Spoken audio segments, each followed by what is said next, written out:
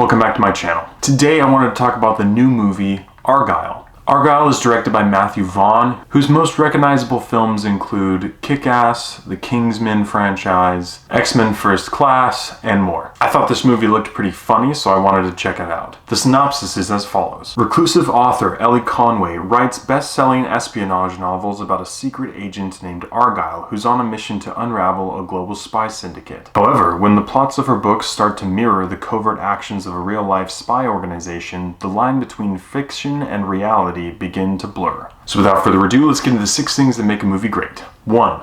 The plot. I walked into this movie thinking that it was going to be a lot like True Memoirs of an International Assassin. And to a certain extent, there are similarities, but this movie starts like a normal film. Ellie Conway's a writer, her books are pretty well known, but she starts getting some writer's block and decides to take a trip to the city to see her parents. On the train there, assassins attack her, and she's saved by a mysterious and quirky man who, as it turns out, is an actual spy. But what follows is a mysterious film about trying to find the line between reality and fiction and everything in between. For about a quarter of the film, this movie is actually okay. But then this movie hits a twist. And after that twist, this movie just starts going completely off the rails. Like, I'm talking like a new twist or turn in almost every single scene. And it got to a point where it became utterly ridiculous and quite honestly laughable. The best way I can describe how this movie unfolded is that Matthew Vaughn and the rest of his crew decided to sit down, and after they would complete a scene, they would all take a shot. Then as they would finish each scene, they would just start taking more and more shots, and that's the way the movie plays out. And I kept wishing that it would end because it would be better, but the more that the movie went on, the worse it got. And by the end of the film, it was practically a B-rated movie. So while the plot was okay, the delivery was terrible. So for me, plot gets a 50-50. 2 is family friendliness. Argylle is rated PG-13. There's a mild to moderate bit of profanity, including 1 F-bomb. There's some sensuality, and a lot of action and violence. I don't feel like they went overboard on anything, but still use your discretion. For me, family friendliness gets a 50-50. 3 is acting and script. Oh boy.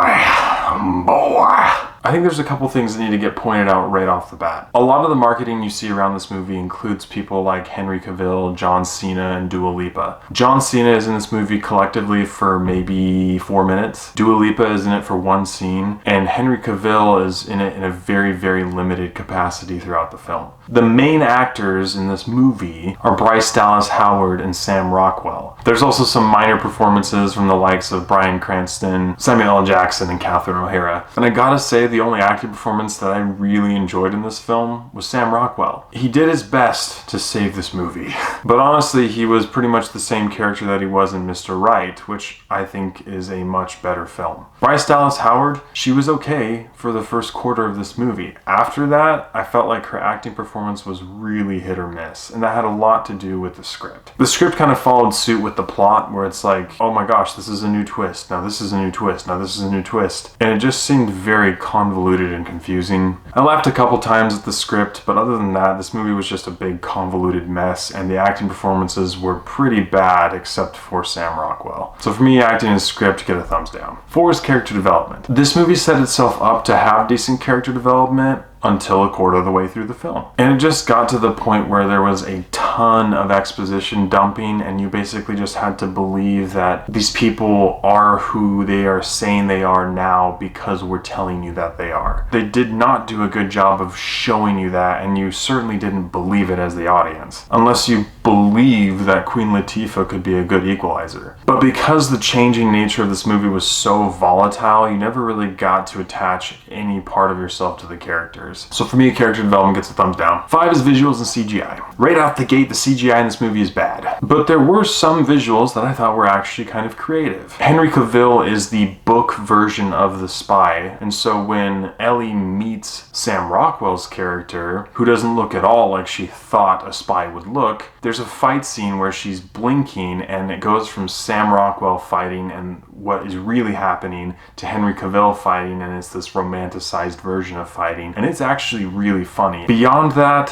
What can I say? Matthew Vaughn is into some weird crap. There's one scene that felt like the Suicide Squad. There's one scene that was kind of semblant of the dance fighting style of Kingsman, but it was so ridiculous. And the visuals kind of played into the absolute unhinged nature of the last 3/4 of this film. But for the portions that I liked, I have to give visuals and CGI a 50-50. And 6 is rewatchability. Argylle is 2 hours and 19 minutes long, and it definitely feels long and has pacing issues because of how many twists and turns and volatile changes that this movie goes through, and they're not good. When this movie started, it had some decent promise, but the more this movie went on, the worse it got. For me, rewatchability gets a thumbs down. With all these areas considered, I have to give Argylle a 4 out of 10. This movie had a couple funny moments, a few interesting visuals, and a plot that started decently for the first quarter of the film. But then this movie quickly became unhinged and absolutely ridiculous, with a new twist and turn in almost every scene, none of it being beneficial for the film as a whole. And as a result, every area of this movie suffered. I went into this movie with expectations that it was going to at least be decent, but unfortunately this movie just goes on the absolute heap of terrible movies that have come out this year so far. I would definitely not waste your time or money going to see Argylle in theaters. Honestly, watch True Memoirs of an International Assassin. It's a much more entertaining and actually decent movie. Thank you so much for watching. If you've seen Argylle, please let me know what you thought about it in the comments below. As always, I appreciate your love and support, and I'll catch you guys and gals